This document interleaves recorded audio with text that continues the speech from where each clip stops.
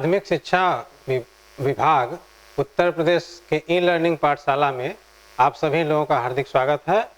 मैं डॉक्टर छोटेलाल सिंह, प्रधानाचार्य, माधव विद्या मंदिर इंटर कॉलेज पुरुषोत्तमपुर मिर्जापुर, कक्षा 11 के अध्याय 2 के अंतर्गत संरचना एवं भू आकृति विज्ञान का अध्ययन करना है। ध्यान से आप लोग इसको सुनेंगे। इसके अंतर्गत पृथ्वी के धरातल पर चट्टानों और मिट्टियों में विभिन्नताएं पाई जाती हैं। इसका अनुमान पृथ्वी पुराने होने के कारण लगभग 46 करोड़ वर्ष बताया जाता है, लेकिन करोड़ों वर्ष पहले जो इंडियन प्लेट था भूमध्य रेखा के दक्षिणी भाग में था, परंतु आपसी विसंगत के कारण बाद में इसमें ऑस्ट्रेलियन प्लेट भी इसी का हिस्सा जो खिसक कर दूर हो गया। आज भी इंडियन प्लेट का खिसकना यथास्थान प्रारंभ है। भारतीय उपमहाद्वीप की भूवैज्ञानिक संरचना व इसके क्रियाशील भूआकृति प्रक्रम मुख्यतः अंतर्जनित व बहिर्जनित बलों व प्लेट के क्षैतिज संचरण की अंतःक्रिया के परिणाम स्वरूप अस्तित्व में आए हैं। भूवैज्ञानिक संरचना व शैल समूह की भिन्नता के आधार पर भारत को 3 भूवैज्ञानिक खंडों में विभाजित किया गया है, जो भौतिक लक्षणों पर आधारित है। नंबर 1 है प्रायद्वीपीय खंड, नंबर 2 है हिमालय और अन्य अतिरिक्त प्रायद्वीपीय पर्वतमालाएं, तीसरा है सिंधु गंगा ब्रह्मपुत्र का मैदान। प्रायद्वीपीय खंड, प्रायद्वीपीय खंड की उत्तरी सीमा कटी फटी है, जो कच्छ से प्रारंभ होकर अरावली पहाड़ियों के पश्चिम से गुजरती हुई उत्तर पूर्व में करवी एगलांग व मेघालय पठार तथा पश्चिम में राजस्थान भी इसी खंड के विस्तार है। प्रायद्वीप मुख्यतः प्राचीन नाइस व ग्रेनाइट से बना है। हिमालय और अन्य अतिरिक्त प्रायद्वीपीय पर्वतमालाएं। भूवैज्ञानिक संरचना तरुल, दुर्बल और लचीली है। इन पर्वतों की उत्पत्ति विवर्तनिक हलचलों से जुड़ी है। तेज बहाव वाली नदियों से अपरदित ये पर्वत अभी भी हैं। गार्ज, वी आकार की घाटी, क्षिप्रिकाएं व जलप्रपात इत्यादि इसका प्रमाण है। तीसरा है सिंधु गंगा ब्रह्मपुत्र का मैदान। यह हमारे भारतवर्ष में सबसे महत्वपूर्ण यह भाग है। भारत का तृतीय भूवैज्ञानिक खंड सिंधु गंगा और ब्रह्मपुत्र नदियों का मैदान मूलतः यह एक भू अभिनत गर्त है, जिसका निर्माण मुख्य रूप से हिमालय पर्वतमाला निर्माण प्रक्रिया के तीसरे चरण में लगभग 6.4 करोड़ वर्ष पहले हुआ था। तब से इसे हिमालय और प्रायद्वीप से निकलने वाली नदियां अपने साथ लाए हुए अवसादों से पाट रही हैं। इन मैदानों में जलोढ़ की औसत मोटाई 1000 मीटर से 2000 मीटर तक है।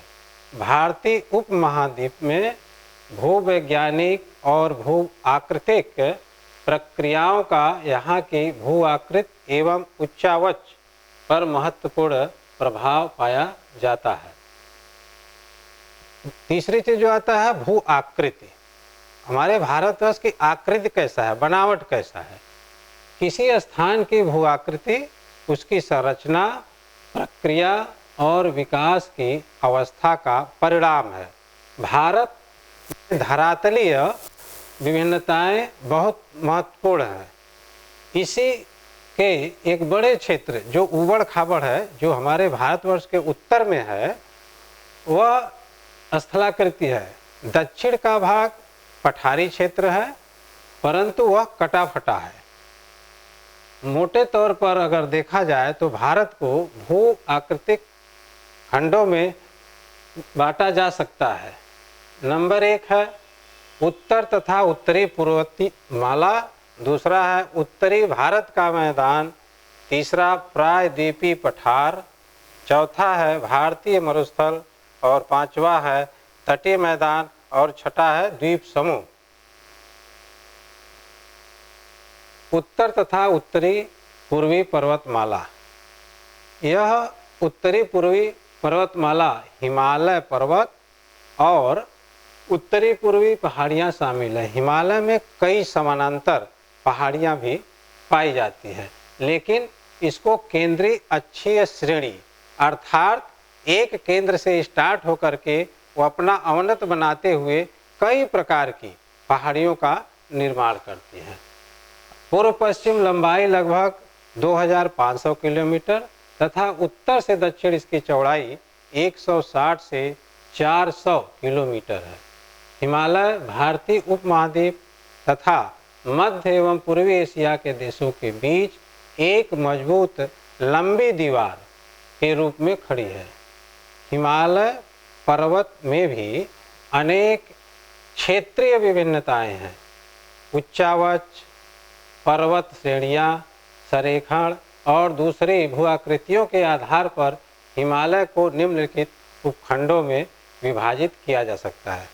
बच्चों एक चीज़ का ध्यान दीजिएगा कि सिर्फ यह हिमालय को 5 भागों में बांटा गया है, जिसके अंतर्गत कश्मीर और उत्तरी पश्चिमी हिमालय है, जो कि हमारे हिमालय के उत्तरी भाग में स्थित होने के कारण यह बहुत ही महत्वपूर्ण माना जाता है। इस पर ऊंची ऊंची पहाड़ियाँ दिखाई गई हैं, जैसा कि इसके माध्यम से आप देख रहे होंगे। यह क्षेत्र आता है जो हमारे कश्मीर और उत्तरी पश्चिम हिमालय से रिलेटेड है। यह इतना ही भाग उसमें आता है, पश्चिम से लगाए यही भाग होता है वह। दूसरा है हिमालय और उत्तरांचल हिमालय।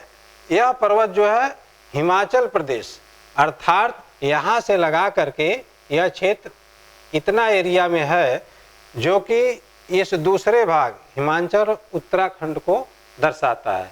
तीसरा है दार्जिलिंग, जो पश्चिम बंगाल के हिल एरिया में, जो टॉप एरिया में स्थित है।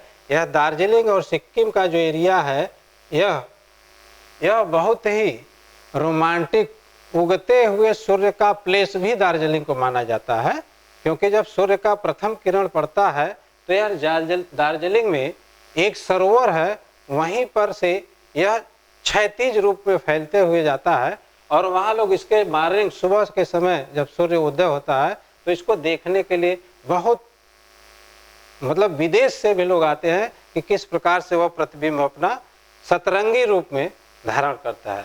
चौथा अरुणाचल हिमालय। यह एरिया पूरा इसको लिए हुए अरुणाचल प्रदेश का एरिया पूरा है आपका। यह हमारे भारतवर्ष से लगाए आसाम और भूटान एरिया से लेकर के चाइना बॉर्डर को टच करता है।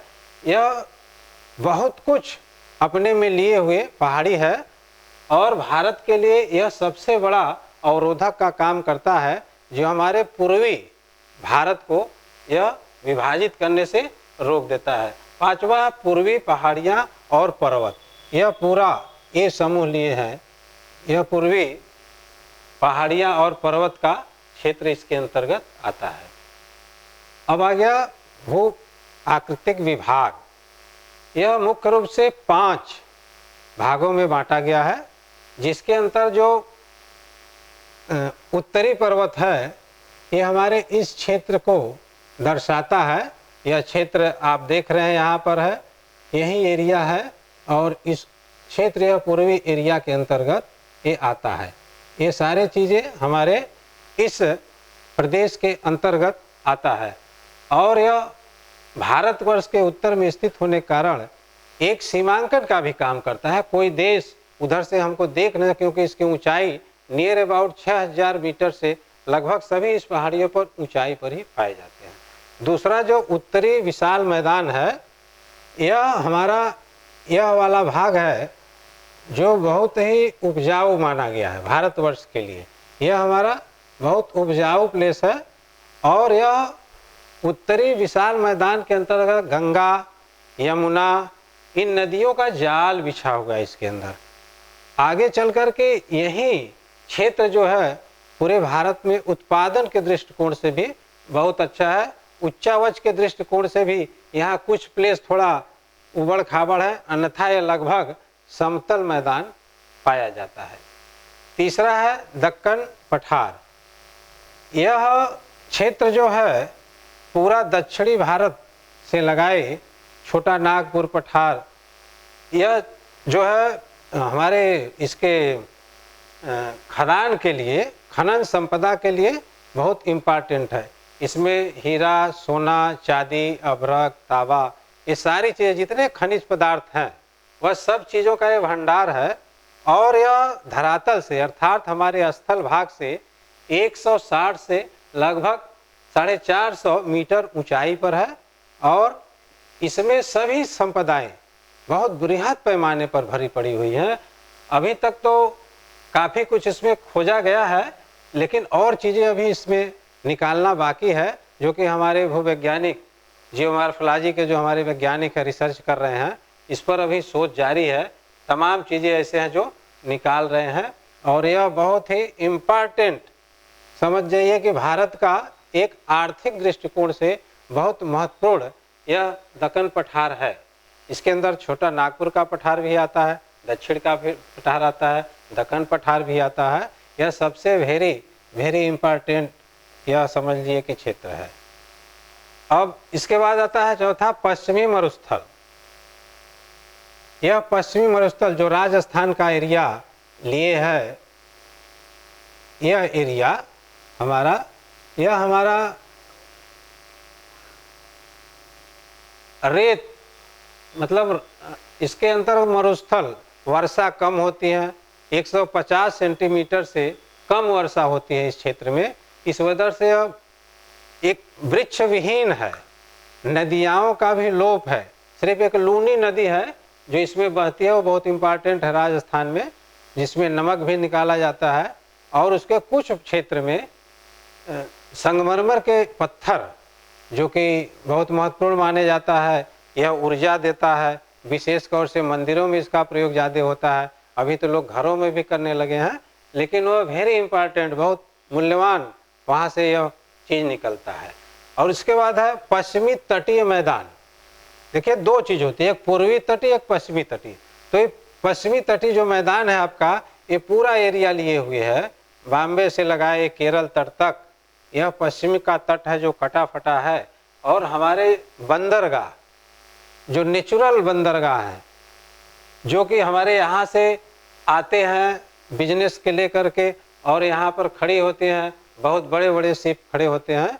और यहाँ कटे पटे सब प्राकृतिक नेचुरल पोताश्रय, प्राकृतिक बंदरगाह यहाँ पर बने हुए हैं।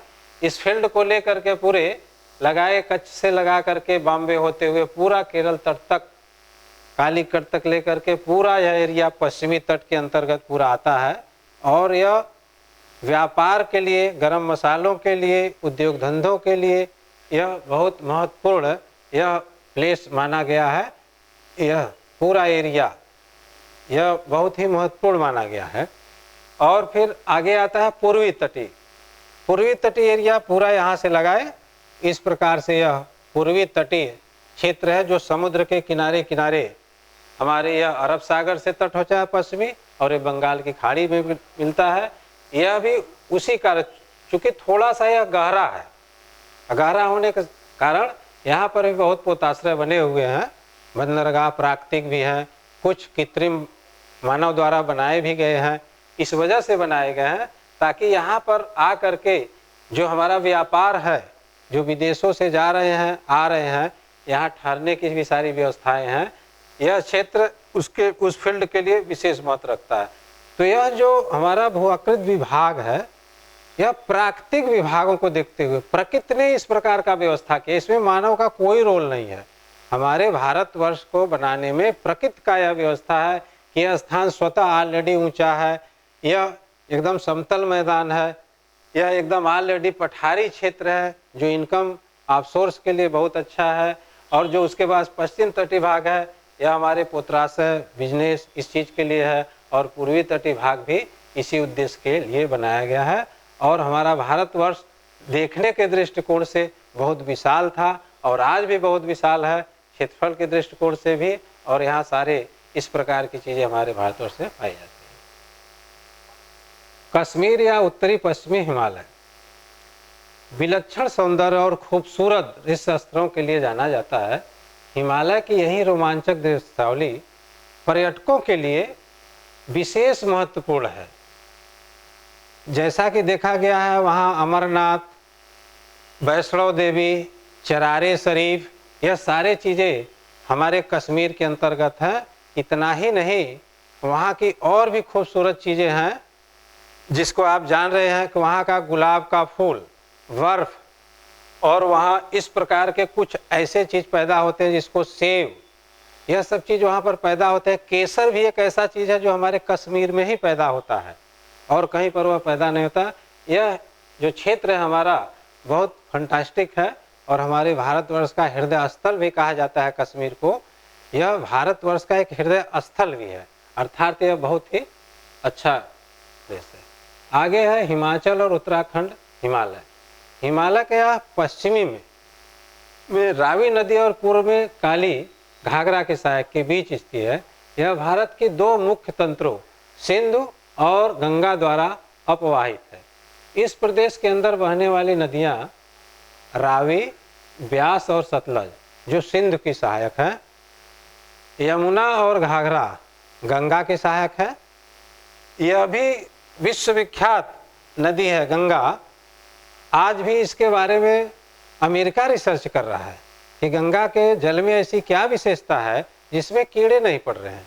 तो यह बहुत ही इम्पॉर्टेंट, मान के चलिए वेरी वेरी इम्पॉर्टेंट हमारे भारतवर्ष में यह नदी है। इसकी दो श्रेणियाँ बनाई गई हैं, आप देख रहे हैं। यह हिमालय पर्वत समूह है, ऊंची श्रृंखला से लगा, यह पश्चिम में है और यह फिर पूर्व की तरफ फिर जाती है। इस सतलज का जो पानी है ये पश्चिमी भाग में होता है और गंगा का पूर्वी भाग से होते हुए आकर के बंगाल की खाड़ी में विलीन हो जाती है। दार्जिलिंग और सिक्किम हिमालय। दार्जिलिंग पश्चिम बंगाल के हिल एरिया पर ऊंचाई पर स्थित है और इसके पश्चिम में नेपाल और पूर्व में भूटान हिमालय। यह एक छोटा परंतु हिमालय का बहुत महत्वपूर्ण भाग है। इस पर्वत श्रेणी की सामान्य दिशा दक्षिण पूर्व से उत्तर पूर्व में है। यहाँ पर 12 मासी मतलब 12 महीने बहने वाली नदियाँ और बहुत से जल प्रपात बनती हैं। इसलिए यहाँ जल विद्युत उत्पादन अर्थात बिजली उत्पादन की क्षमता बहुत ज़्यादा है। हिमालय पर्वत के इस भाग में पहाड़ियों की दिशा जो है उत्तर से दक्षिण की तरफ है। यह एरिया भारतवर्ष का सबसे रोमांटिक माना गया है क्योंकि यहाँ पर काफ़ी पर्यटक घूमने के लिए जाते हैं। अर्थात यह देखने में अभी तक आया है कि इसमें विकास के काफ़ी संभावनाएं हैं और यह भौगोलिक दृष्टिकोण से बहुत महत्वपूर्ण है। उत्तरी भारत का मैदान। उत्तरी भारत का मैदान सिंधु, गंगा और ब्रह्मपुत्र नदियों द्वारा बहाकर लाए गए जलोढ़ निक्षेप से बना है। इस मैदान की पूर्व से पश्चिम लंबाई लगभग 3200 किलोमीटर और इसकी औसत चौड़ाई 150 से 300 किलोमीटर है। लेकिन इसमें और भी संभावनाएं दिखाई गई हैं क्योंकि यह मैदानी क्षेत्र धीरे धीरे बढ़ रहा है। उसके पीछे रीजन क्या है? जंगलों का कटना, यह उसको और भी बढ़ाते जा रहा है। जलोढ़ निक्षेप की अधिकतम गहराई 1000 से 2000 मीटर है। उत्तर से दक्षिण दिशा में इन मैदानों को 3 भागों में बांटा गया है। इसमें प्रथम है भाभर और यह भाभर क्षेत्र जो है एक तरीके से उपजाऊ भूमि के अंतर्गत आता है।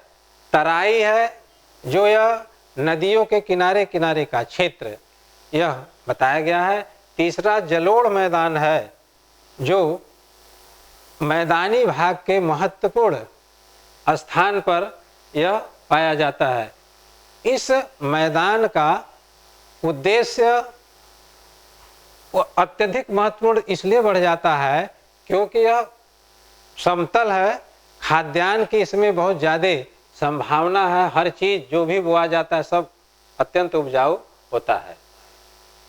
उत्तरी भारत का मैदान है, यह तराई से दक्षिण में मैदान है जो पुराने और नए जलोढ़ से बना होने के कारण बांगर और खादर कहलाता है। उत्तर भारत के मैदान में बहने वाली विशाल नदियां अपने मुहाने पर विश्व के बड़े बड़े डेल्टाओं का निर्माण करती हैं, जैसे सुंदरबन डेल्टा, विश्व प्रसिद्ध यह सुंदरबन डेल्टा जो कि हमारे इस उत्तर भारत के मैदानी क्षेत्र से जब नदी अपने साथ अवसाद ज़्यादा मात्रा में लेके जाती है, जब नदी जीर्णावस्था में अर्थात वृद्धावस्था में हो जाती है, अपने वेग को कम कर देती है, तो वहाँ इन डेल्टाओं का निर्माण हो जाता है। प्रायद्वीपीय पठार नदियों के मैदान से 150 मीटर से ऊपर उठता हुआ प्रायद्वीपीय पठार तिकोने आकार वाला कटा फटा भूखंड है, जिसकी ऊंचाई 600 से 900 मीटर माना गया है। उत्तर पश्चिम में दिल्ली, कटक, पूर्व में राजमहल पहाड़ियाँ, पश्चिम में गिर पहाड़ियाँ और दक्षिण में इलायची जो कर्नाडम पहाड़ियाँ प्रायद्वीपीय पठार की सीमाएं निर्धारित करती है।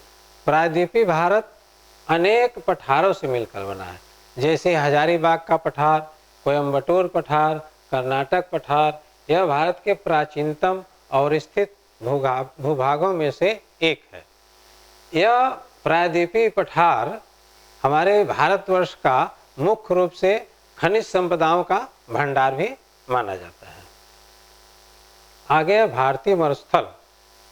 यह मरुस्थल हमारे भारतवर्ष के पश्चिमी क्षेत्र में स्थित है, जो कि अरावली पहाड़ियों से उत्तर पूर्व में स्थित यह एक उबड़ खाबड़ भूतल है, जिस पर वर्षा 150 सेंटीमीटर से कम होती है और परिणाम स्वरूप यह एक शुष्क और वनस्पति रहित क्षेत्र है। यहाँ की अधिकतम नदियाँ अल्पकालिक है, अर्थात जब वर्षा होता है तो चलती है, जब वर्षा बंद हो जाता है तो अपना स्थान छोड़ के स्थिर हो जाती है। मरुस्थल के दक्षिणी भाग में बहने वाली लूनी नदी, जो मैंने पूर्व में चर्चा किया था, यही वह नदी है जो राजस्थान में बहती है और इस लूनी नदी का राजस्थान में बहुत विशेष महत्व है।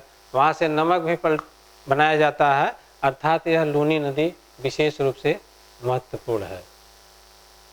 तटीय मैदान। भारत की तट रेखा बहुत लंबी है, अर्थात इसके स्थिति और सक्रिय भू आकृतिक प्रक्रियाओं के आधार पर तटीय मैदानों को दो भागों में बांटा जा सकता है, पश्चिमी तटीय मैदान, पूर्वी तटीय मैदान।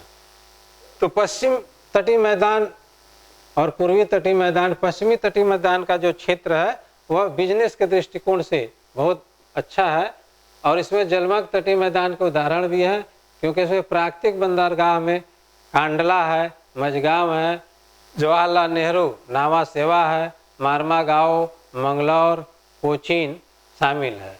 उत्तर में गुजरात तट से दक्षिण में केरल तट तक फैले हैं। पश्चिमी तटीय मैदान की तुलना में पूर्वी तटीय मैदान चौड़ा है और उभरे हुए तट के उदाहरण है। पूर्व की ओर बहने वाली और बंगाल की खाड़ी में गिरने वाली नदियाँ यहाँ लंबे चौड़े डेल्टा बनाती हैं। इसमें महानदी, गोदावरी, कृष्णा, कावेरी के डेल्टा भी शामिल है। उभरा हुआ तट हार्न के कारण यहाँ पतन और पोत्राशय कम है। द्वीप समूह। भारत में दो प्रमुख द्वीप समूह हैं, एक है बंगाल की खाड़ी में, दूसरा अरब सागर में। बंगाल की खाड़ी के द्वीपों को दो श्रेणियों में बांटा जाता है, उत्तर में अंडमान और दक्षिण में निकोबार। ये द्वीप समुद्र में जलमग्न पर्वतों का हिस्सा है। कुछ छोटे द्वीपों की उत्पत्ति ज्वालामुखी से भी जुड़ी है। बैरन आइलैंड नामक भारत का एकमात्र जीवंत ज्वालामुखी निकोबार द्वीप समूह में स्थित है। यहाँ स्थित द्वीपों पर संवाहनी वर्षा होती है और भूमध्यरेखीय प्रकार की वनस्पति उगती है। यह द्वीप समूह छोटे छोटे द्वीपों को मिल करके बना हुआ है अरब सागर के द्वीप लक्ष और मिनिकॉय शामिल है। ये केरल तट से 250-80 किलोमीटर से 480 किलोमीटर तक स्थित है। पूरा द्वीप प्रवाल निक्षेप से बना है। यहाँ 36 द्वीप है और इनमें से 11 पर मानव आवास है। मिनिकॉय सबसे बड़ा द्वीप है। इसका क्षेत्रफल 453 वर्ग किलोमीटर है। इस द्वीप समूह पर तूफान निर्मित पुलिन है। यह देख रहे होंगे, यह द्वीप समूह है जो प्रवाल निक्षेप से आच्छादित है और छोटे छोटे द्वीपों का एक समूह है। सबसे बड़ा जो द्वीप समूह है इसमें यही वाला द्वीप समूह है जो कि निमिकाय के नाम से जाना जाता है। बाकी छोटे छोटे द्वीप समूह आप देखेंगे कई जगह पाए जाते हैं। इसमें नियर अबाउट 36 द्वीप इसके अंतर्गत पाए जाते हैं और यही द्वीप समूह है जो हमारे भारतवर्ष का महत्वपूर्ण माना जाता है, जो कि लोग पिकनिक के दृष्टिकोण से वहाँ घूमने जाते हैं। इसी का कुछ क्षेत्र और भी है जो हमारे समुद्र के अंदर दिखाई पड़ता है और वहाँ पर थोड़े बहुत संख्या में लोग जा कर के अपना कार्य करते रहते हैं। यह भारत का जो द्वीप समूह है हर दृष्टिकोण से आज के परिवेश में बहुत इम्पोर्टेंट बनता चला जा रहा है और आगे भी ऐसा लग रहा है कि लोग यहाँ जाने के बहुत इच्छुक हैं और हमारे भौगोलिक दृष्टिकोण से यह द्वीप बहुत महत्वपूर्ण रखते हैं। इसके बाद इस द्वीप समूह के बाद जो हमारे भारत का भौतिक स्वरूप है, यह सब देखने के बाद ऐसा लगता है कि भारत वास्तव में जितने भी 6 विभागों में प्राकृतिक बांटा गया है, सबको अगर मिलाया जाए तो देखने के बाद ये लगता है कि भारत बहुत विशाल होने के साथ साथ उसमें प्राकृतिक विभिन्नताएं भी अपने आप में बहुत समाहित है, लेकिन सब अपने अपने स्थान पर बहुत महत्वपूर्ण योगदान रख रहे हैं। इस तरह यह हमारे भारतवर्ष का भू आकृति संरचना, बनावट, उसके स्वरूप, सारे चीज़ों को अगर व्यक्ति देखे तो भारत बहुत ही महत्वपूर्ण और विशालकाय देश होने के बावजूद भी भौगोलिक दृष्टिकोण से यह काफ़ी महत्वपूर्ण माना गया है। यह हमारा भारत अपने आप में पूर्ण रूपेण संपन्न है और इसमें अभी बहुत विकास की आवश्यकता भी दिखाई दे रही है। इन द्वीप समूह के साथ ही यह जो भू आकृति विज्ञान का लेसन था वह एंड होता है। इसी के साथ मैं डॉक्टर छोटेलाल सिंह आप सभी को धन्यवाद के साथ बंद करता हूँ।